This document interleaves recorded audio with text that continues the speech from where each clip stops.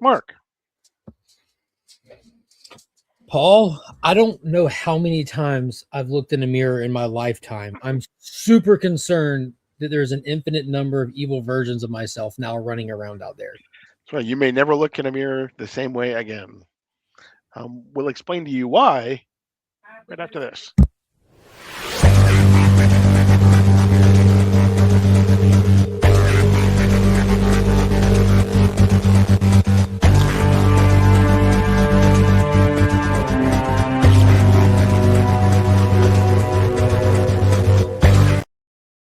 Before we get started, don't forget to hit the like button, hit the subscribe button, make sure you leave us a comment, and hit the notification bell so you're alerted whenever we upload new content. We are back with another edition of DC Comics Deep Dive. We have two Absolute issues this week. We have Absolute Flash number 14 and Absolute Wonder Woman number 19. Let's go ahead. We'll start with Absolute Flash number 14. Okay, let's do it. Hey, man, I'm full disclosure. I enjoyed both of these a lot, but I'm super excited about Flash now. Yeah, like we finally get the payoff from last year's 1 year ago in Free Comic Book Day. I probably have one of those in here. So yeah, from this where he actually appeared in the at the very end of the All In special. Yeah, and now a year later he's finally showing up again. So. Yeah, they teased him a long time ago now. It's been a hot minute, hadn't it? There, yeah. Mm-hmm. Which that's very interesting because there is no indication yet that he is talking to the main universes. You remember this page, dude? I ought to go pull an image of this page, and we should revisit some of the. Oh, look, 1 year ago. Shoot, we can do it now because you have this board of all these different things. It has Despair O on the board. So Mirror Master had his little conspiracy board, right? Yeah, there you go. There's Despair O that has since happened. Complete Psycho whatever collapse. So that's Martian Manhunter stuff. Mm-hmm. Who or what is the White Martian, which hadn't got rocking yet. Mm-hmm. The Green Lantern falling on the city. To what in the Omega Men? So from Superman. Mm-hmm. What is the Temple of the Fourth World? We haven't got there yet. No. Who really controls Lazarus? Yeah, so we've seen some of this come to be. Stewart knew the weakness, Black Stars. So is the Dr. Fate thing going to be tied in somehow with Green Lantern? Could be. I don't know. There's more answers to come, I'm sure. Yeah, and definitely, again, shows how DC is playing the long game, and for sure, has a really tight continuity. So, but let's talk about this.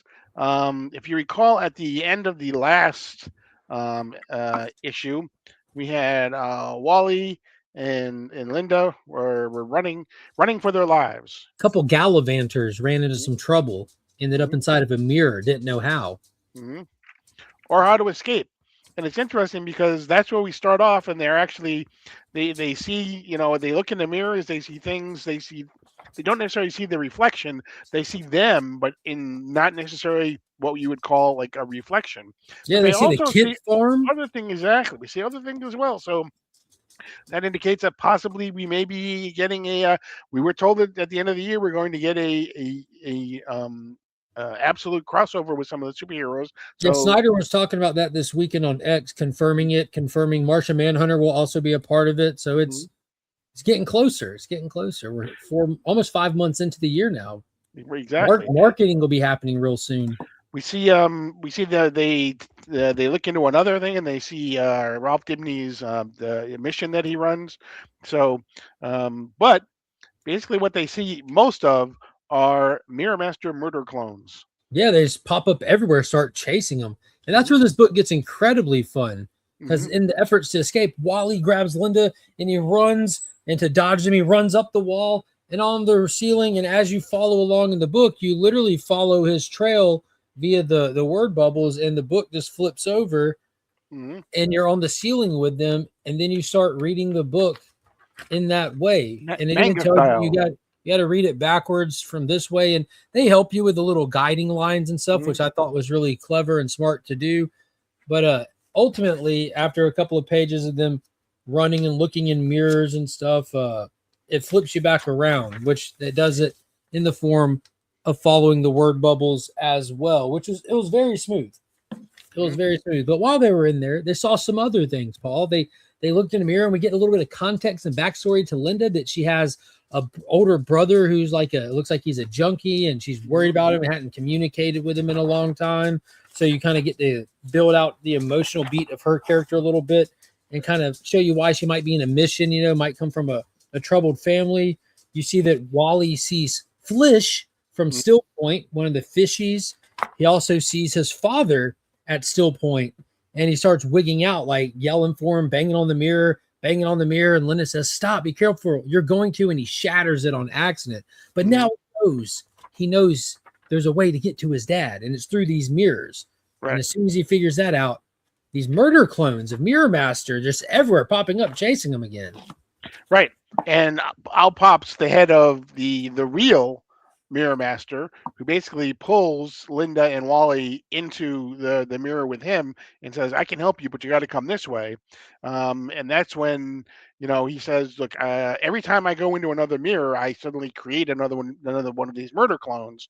So I need you to help me." And Wally's like, "I need you to help me get to my dad, so we can bring my dad right back now." Exactly, right now. And he's like, "No, me first. Me first. No, me first." Yeah, he's gonna pull him back out of the mirror's dimension, and they're in the wreckage of the experiment at Fort Fox where the explosion happened. Mhm. And he pretty much says, like, Eleanor Thrawn will know how to fix all of this. You need to get to her. Like, he's clearly a disgruntled employee, subject, test pig, whatever you want to call him. He's got ties. We don't know how deep they go, but he doesn't trust anyone and says he's been burned by people before, and he will help him get to his dad, but not till you get me what I want, because I can't stay out of this mirror dimension. I have like an hour outside of it before I start dying. It's starting to happen now. And every time I go in there, an evil version of me is made. That's why there's so many every time. I don't know how long I can keep escaping them and running for my life. So you're going to have to help me first. Right. And that's when Wally said, he uses his name, Wally. He's like, "How do you know my name?" And he's like, "Well, I've been watching you." And Linda's like, "Have you been watching me too?" And he's like, "You're not as interesting." You're not important. Get over it. It's like you're still a perv. Yeah, exactly. And that's when, like you said, we get the explanation where we find out that actually Barry and Scudder, Mirror Master, had actually been working together. They were going to create Star Labs, but that never actually happened because of everything that happened at Fort Fox and everything. So again, that's where he basically tells, "Look, you need to get to Eleanor Thawne. She'll know what to do. You do that. I'll help you get back to your dad." Yeah. And so, untether me from this mirror dimension, right, and I'll help you. right. The problem is nobody knows where Eleanor Thawne is right now after the events of what had happened previously. Yeah, she's on the go-go. And he said, "But I told you, go start with Star Labs. Go look there." So that's where we'll go. And a couple of issues ago, Paul, I won't drag you into my drama. I was excited to see Barry get beat up, or Wally get beat up, because this stupid costume got messed up. And I was like, maybe they'll update the costume, give him a cooler design. Unfortunately, while they're here in the wreckage of all this, Linda notices that there's like over the lab coat section, basically, because the suit he's wearing is just a lab suit for standing in this experiment area with the energy field. So it's designed to deal with the energies he has. So that makes sense. But there's like freaking 3 or 4 extra suits there, and she picks them all up off the rack. I'm like, dang it. Exactly. So rather than doing away with it, Jeff Lemire is tripling down. Down, yeah. And they take off, but the camera stays behind in the wreckage, the shattered mirrors, the ruins of what was Fort Fox, and it starts panning in closer to the broken mirror shards. And as it looks down and it peers at the mirror shattered on the ground, the mirror looks back at us, and we see none other than Wally and Linda.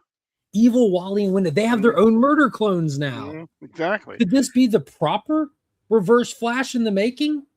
Could this be? Could be, Well, we already saw Doctor. Well, we already saw Professor Zoom basically. They never called him anything of Yeah, substance. We nicknamed him like as the readers and stuff, but yeah. it's the But absolute world. like you say, though, I mean, like apparently anyone that goes into one of those mirrors, a murder clone is created. So Yeah. we now have Will it have his the powers? murderous. Exactly. Who knows? Seems to. If you go by Mirror Master, right? Because all the other ones seem to be going through mirrors. Yeah, that's true. So yeah. Um, It was a good issue, it man. was a very good issue. It felt very flashy. It felt very absolute-y. It was fast paced. It had a lot of story content in it. Mhm. I really dig it. Yes, and it helped to more firmly establish one of the Flash's rogues villains. I heard they're pretty important. I hear they are. That's what Yeah. they tell me. I would agree with him, I think. Yeah. In fact, you should tell more people about that. I think you probably will in a few days. I'll get right on top of that. There you go. Let's But let's see, go to yeah, I think I'll do that 1 hour ago. okay. Okay, there you go. Wow, look at that. He's like traveling back in time. Speed Force. Yeah, exactly. Absolute Wonder Woman. Your trade dress looks a lot more white than mine. Probably not. Maybe it's the light. Mine's like blue. Yeah, mine's like a light blue as well, but I think Okay. with the O-ring light, I think it makes it look Got you. more white. Shout out to the O-ring. Exactly. Season of the Witch, part 4 of 5, and if you recall, where we last left them, Wonder Woman had introduced us to the Troika, but that's not where we start. Yeah. We start with then. Then, of course, before. then on the Wild Isle. Exactly. Where we see basically Cersei, who is talking to is that who do you think Aphrodite. that is? Aphrodite, yeah, basically talking about what it means and the fact that part of Aphrodite is now part of Diana as well. And Yeah, she gifted her a piece of herself without telling her. Right. Which basically means that everyone's going to love Diana. Everybody loves Diana. Which kind of explains what we've seen so far, how she has that way with everybody. Right. Aphrodite feels it might be a little bit of a curse, though, as well, to not know genuine nature of people. Right, exactly. Because they're going to love her regardless of almost whether they should or not, just because of the little piece of Aphrodite that's in her. But this is done as a tactical play by Aphrodite. Right. They're planning for something far ahead, and Wonder Woman is their ultimate weapon. And this is a tool that she's adding to Wonder Woman for that inevitable battle in the future, which we don't know what that is yet either. Right. So we get through that, and then we jump to the current Gateway City, and we see Steve Trevor with some of the other characters running through the city. They end up in this coven, I guess maybe you would call it. It's what's her name's shop. Yeah, Edda's shop. Edda's a little amateur witch. They kind of hinted at that in the first story arc, getting like the chicken bone dust and all that stuff for the little spell to help Diana get her arm back. But Edda's in here with all of her little neighborhood homies and stuff, and they're sitting around some kind of painted sigil on the ground, chanting like protection spells and stuff for the city because Zatara's outside tearing everything up. Mm-hmm.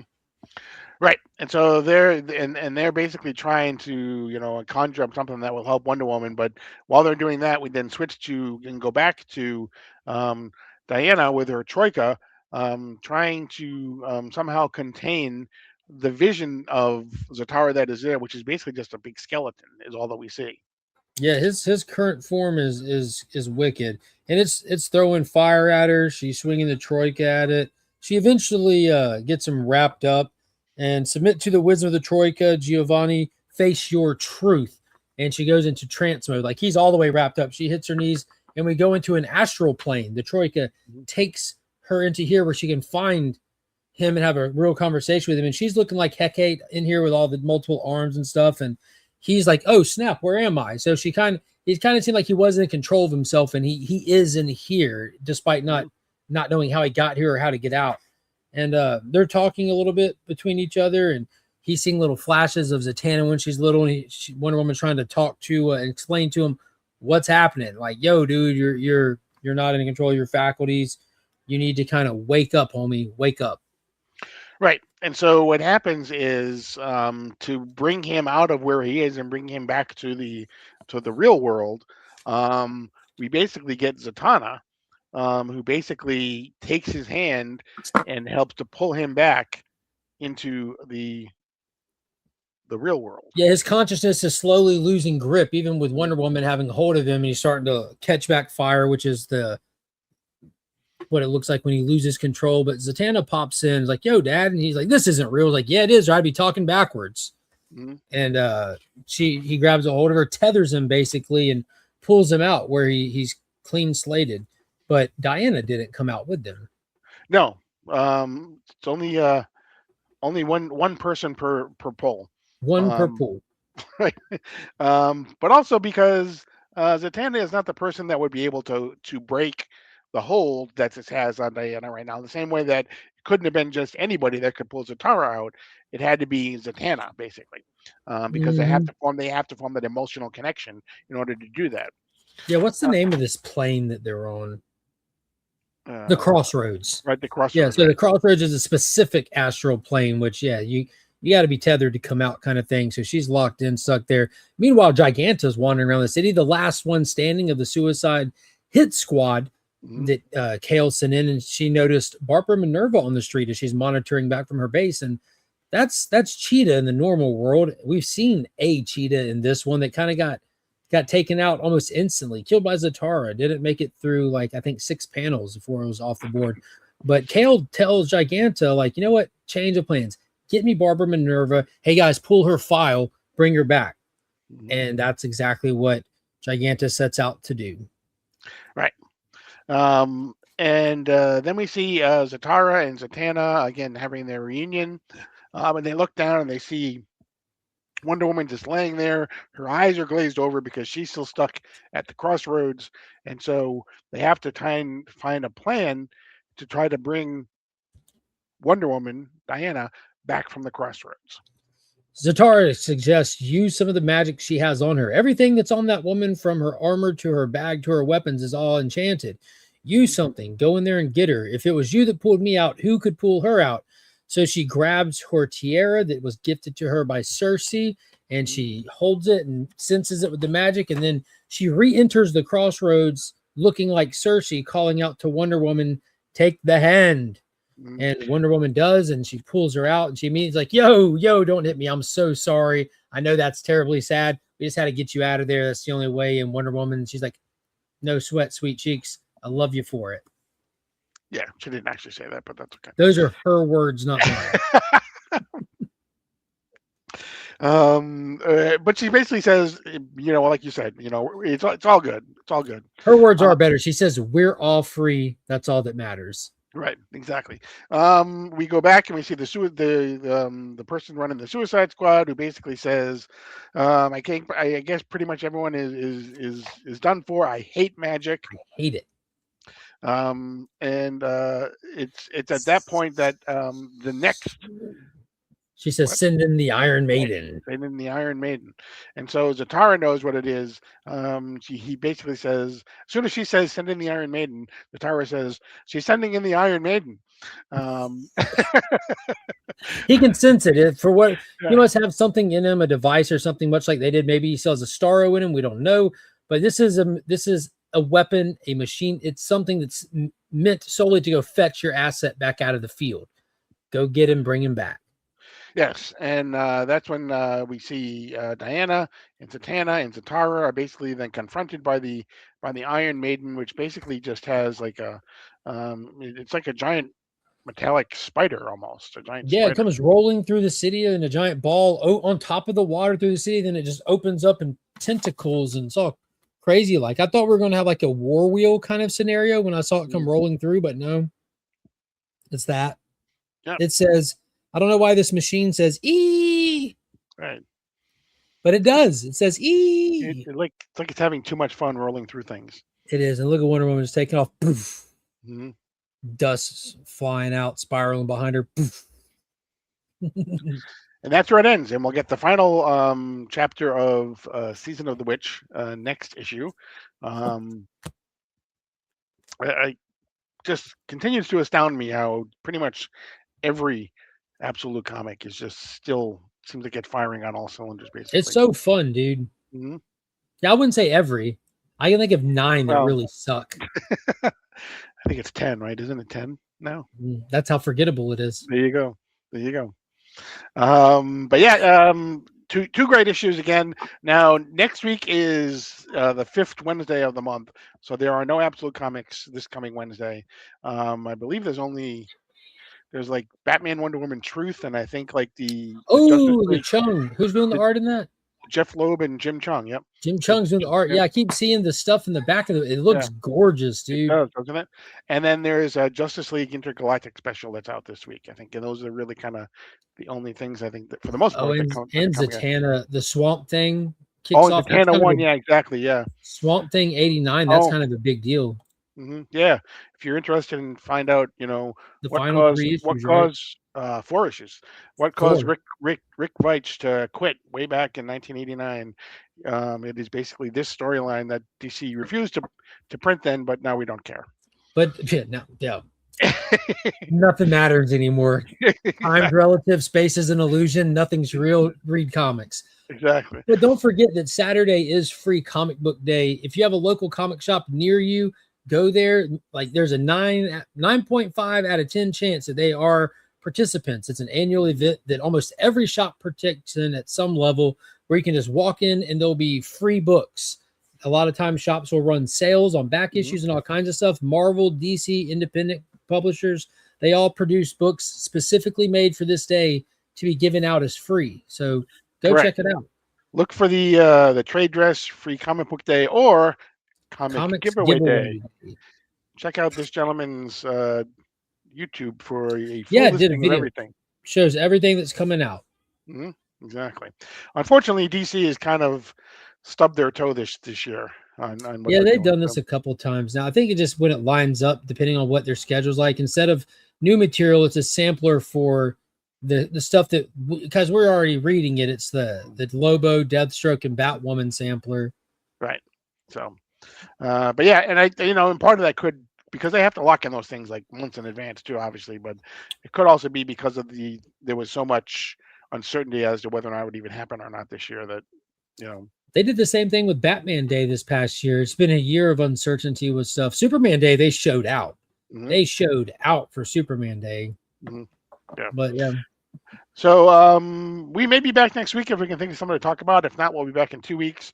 But make sure that you leave a comment, hit the notification bell, like, subscribe, do all those all those things, because we read every comment as well and we respond to all of them. So, but that's going to be it for this edition of DC Comics Deep Dive. I am Paul. He is Mark. But we are Legion. And you're now leaving Sector 2815.